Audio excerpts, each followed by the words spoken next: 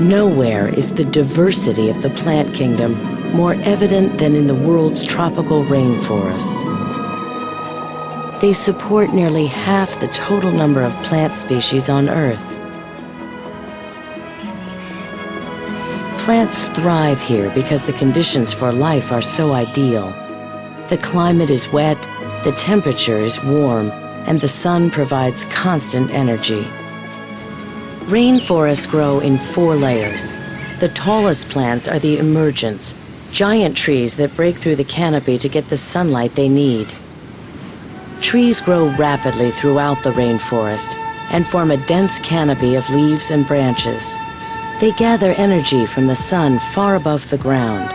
Most of the food for plant-eating animals grows within this canopy layer. Beneath it, the understory is a cooler place with limited sunlight. But smaller trees, ferns, and vines manage to survive here. With so little light, plants find it tough to thrive on the forest floor. Instead, decaying plants and their parts send nutrients back to the soil. Each layer of the rainforest is packed with plants that offer resources that eventually reach us at home. Some of the most surprising are medicines that fight illness and disease. Anthropologist Glenn Shepard traveled to the Manu Biosphere Reserve in Peru to search for medicinal plants. For nearly 2 years, he lived among the Machugenga people to learn about the treatments they use. This tribesman tells Glenn that the sap from this fern helps heal deep wounds, and he believes the leaves of a nearby tree provide a cure for snakebite. The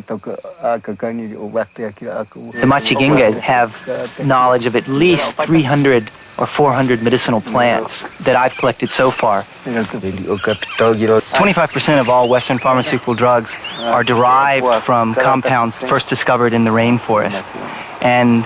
And yet, by the same token, only 1% of all rainforest plants have been studied. The chances are very high that we could find cures for all kinds of different diseases in the rainforest. Traditional medicines used by the Machugenga effectively treat their most common illnesses. Glenn fears that if the knowledge of these people is not passed along, valuable information about these plants could be lost forever. He packs up samples to study back home. There's a whole chemical and evolutionary universe right here, just above our heads in all these trees, and we know almost nothing about it. And it's my job to try and unlock these secrets, and no one knows the answers better than people like the Machugenga.